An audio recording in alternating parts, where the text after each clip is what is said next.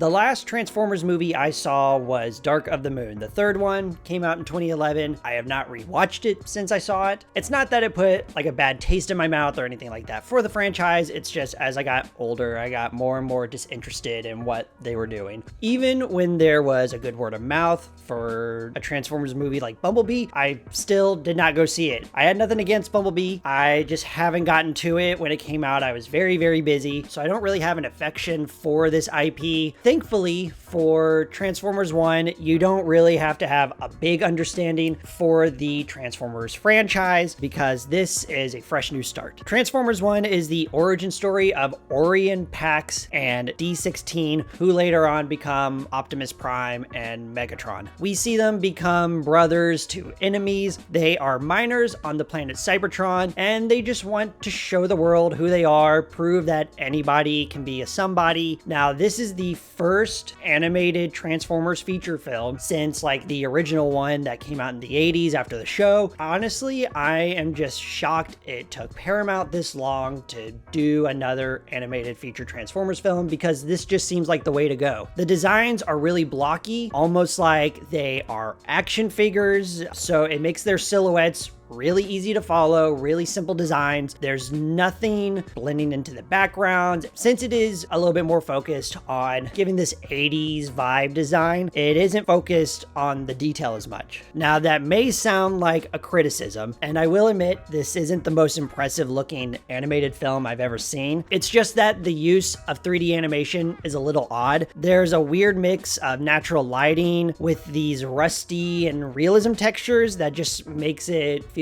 a little uncanny almost. Now, don't get me wrong, there are plenty of moving parts within these robots that are impressive. But I mean, just imagine how much cooler this movie would have been if it wasn't traditional 3D animation and it was trying to do something different like many of these other recent animated films. And it may feel a little uninventive with its animation, but that also may have to do with its story because I found it a little uninventive as well. The movie has a very quick pace, and it doesn't give much room to breathe until the final act, and it just feels like they're trying to hit the beats and move on. That's it. The story does, however, try to have an emotional arc, but it has a foundation on the planet's social systems, how those work, and you may have an idea where the story may go. It feels expected, feels a little unexciting to me because you can just kind of see the domino effects of how everything is going to play out. Here's the thing, even though I had a very good idea of what was going to happen, I still found the third act to be the most exciting thing that really helped this movie. The action throughout the movie is uninspiring, a little boring to me, but in the third act, it feels like that's where most of the attention went. It has a good emotional conflict tied to it, the choreography is cleaner too, but most importantly,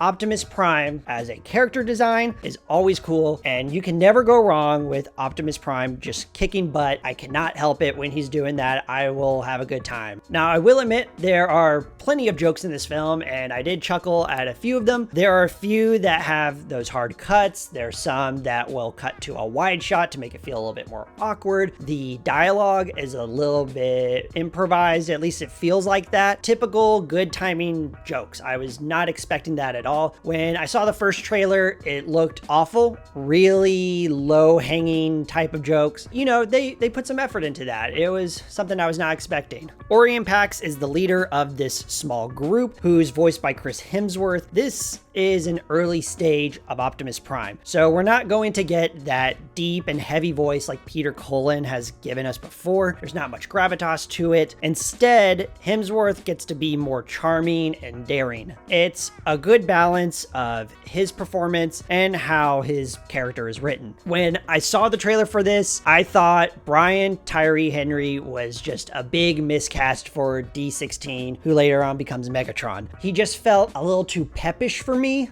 Once I watched the movie, we got to see some real development with this character, and I was fooled, I have to admit it. Henry was the best in the entire ensemble because he got the most to do. And when he used the bass in his voice, when he would go pretty low to make it sound deep. It was effective. It worked. He really sells it and is committed. And as far as everyone else goes, they're fine. Keegan-Michael Key plays B, and he is just the comic relief. Nothing really special about his character to me. Scarlett Johansson plays Alita 1, who doesn't have a lot going on for me, unfortunately.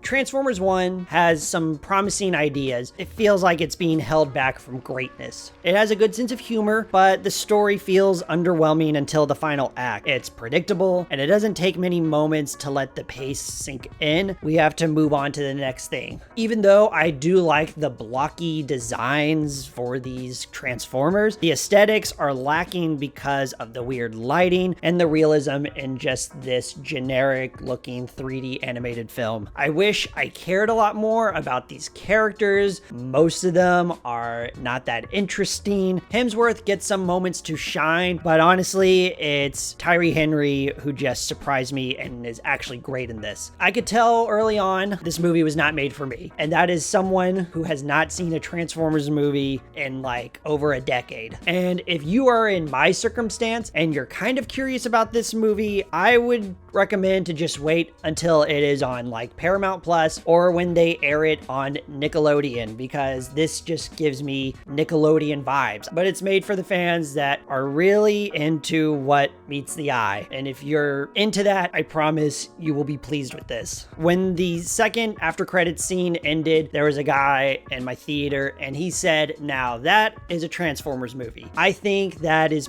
the best quote you could give for a movie like this. So maybe don't trust me if you are a Transformers fan. I was just kind of in the middle with it. We'll probably never watch this again. Maybe this will change, but right now I am going to give Transformers 1 a 2.5 out of 5. Thank you so much for watching this. If you made it this far, did you see Transformers 1? Are you interested in seeing it? Please let me know down below. If you are wanting to see what I talk about next, just like, comment, subscribe, do whatever you want. Make sure you exercise every day, drink your milk, and have a great day.